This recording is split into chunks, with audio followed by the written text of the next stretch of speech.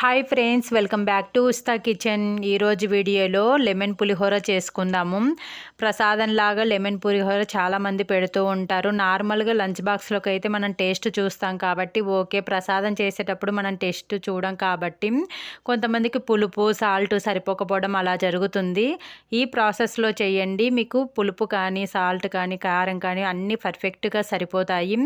Even lunch బాక్స్లలోకైనా ఎక్కడైనా travelling చేసేటప్పుడు కూడా మీకు చాలా బాగా యూజ్ అవుతుంది. ఎక్కువ క్వాంటిటీ చేయాలనుకున్నా కూడా. వరలక్ష్మి వ్రతానికి 9 ప్రసాదాలు మార్నింగ్ హడావిడి లేకుండా క్విక్గా ఎలా చేసుకోవాలనేది మన ఛానల్లో ఆల్రెడీ లాంగ్ వీడియో పెట్టాను. ఇంట్రెస్ట్ ఉన్న వాళ్ళు క్లిక్ చేసి చూడండి. ఈ వీడియోలో ఎండ్ స్క్రీన్ కూడా ఇస్తాను.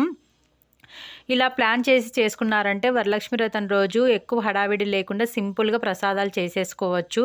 ఇన్ని ప్రసాదాలు చేయలేని వాళ్ళు లెమన్ పులిహోర పెట్టి కూడా అమ్మవారికి నైవేద్యంగా పూజ చేసుకోవచ్చు. సో నెక్స్ట్ లేట్ చేయకుండా ప్రాసెస్లోకి వెళ్ళిపోదాము.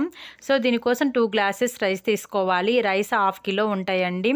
2 టైమ్స్ బాగా వాటర్తో వాష్ చేసుకొని, నార్మల్ రైస్కి అయితే 4 గ్లాసెస్ వాటర్ తీసుకుంటాం కదా పులిహోర కాబట్టి 3 గ్లాసెస్ తీసుకొని లాస్ట్ గ్లాస్లో 3/4 గ్లాస్ తీసుకోవాలంటే 3 ముక్కలు తీసుకోవాలన్నమాట. తర్వాత పసుపు, 1/2 టేబుల్ స్పూన్ సాల్ట్ వేసుకొని 1 టేబుల్ స్పూన్ ఆయిల్ వేసుకొని అన్నం ఉడికించుకోవాలి.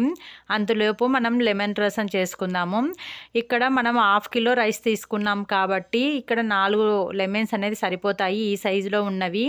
మీరు ఒకవేళ పెద్ద సైజు తీసుకుంటే 3 తీసుకోవాలి. పెద్ద సైజ్ అయితే ఒక 5 తీసుకోండి. లెమన్స్ ఎప్పుడైనా ఇలా బాగా పండినవి అయితే రసం అనేది ఎక్కువగా వస్తుంది క్వాంటిటీ. సో లెమన్స్ ఇలా హాఫ్ కట్ చేసుకొని లోపల ఉన్న సీడ్స్ మొత్తం తీసేసుకోవాలి. ఇదే విధంగా మన దగ్గర ఉన్న లెమన్స్ అన్నీ తీసేసుకొని నిమ్మరసం రెడీ చేసుకోవాలి. 1/2 కప్పు వరకు వచ్చింది, మనకు సరిపోతుంది రైస్కు. సో రైస్ కూడా ఉడికిపోయింది. ఇలా సైడ్ నుంచి రైస్ అనేది సపరేట్ చేసుకోవాలి. ఎప్పటికైనా రైస్ అనేది సైడ్ నుంచి అంటే మనకు అన్నం మెత్తగా అవ్వదు. అదేవిధంగా వేడి మీద కాబట్టి మనం గరిట పెట్టామంటే వెంటనే మెత్తగా అయిపోతుంది. సో ఇలా పెద్ద ప్లేట్లోకి తీసుకొని ఫోక్తో ఇలా విడివిడిగా అనుకోవాలి. ఇలా అనుకోవడం వల్ల మన రైస్ అనేది పొడి పొడిగా వస్తుంది. సో అంతలోపు మనము తాలింపు పెట్టుకుందాము. తాలింపు కోసం కడాయి పెట్టుకొని 3 టేబుల్ స్పూన్ల ఆయిల్ వేసుకోవాలి. ఆయిల్ అనేది కొంచెం ఎక్కువగానే ఉండాలి తాలింపుకి. సో తర్వాత ఒక గుప్పెడు పల్లీలను వేసుకొని లో ఫ్లేమ్లో ఫ్రై చేసుకోవాలి. ఇవి మాడిపోకూడదు, అలా అని పచ్చిగా ఉండకూడదు. జస్ట్ కొంచెం కలర్ చేంజ్ అయితే సరిపోతుంది. తర్వాత మినపప్పు, శనగపప్పు, జీలకర్ర వేసుకొని ఫ్రై అవ్వనివ్వాలి. తాలింపు మొత్తం వేగిన తర్వాత దీంట్లోకి 4 ఎండుమిర్చి అండ్ 5 to 6 పచ్చిమిర్చి ఇలా పొడవుగా అండ్ మధ్యలోకి కట్ చేసుకొని వేసుకోవాలి. పచ్చిమిర్చి మీ కారాన్ని బట్టి వేసుకోండి. దీంట్లో కావాలంటే అల్లము చిన్న ముక్కల్లాగా కట్ చేసుకొని వేసుకోవచ్చు. చిన్నపిల్లలు ఉన్న వాళ్ళైతే కొద్దిగా అవాయిడ్ చేయండి.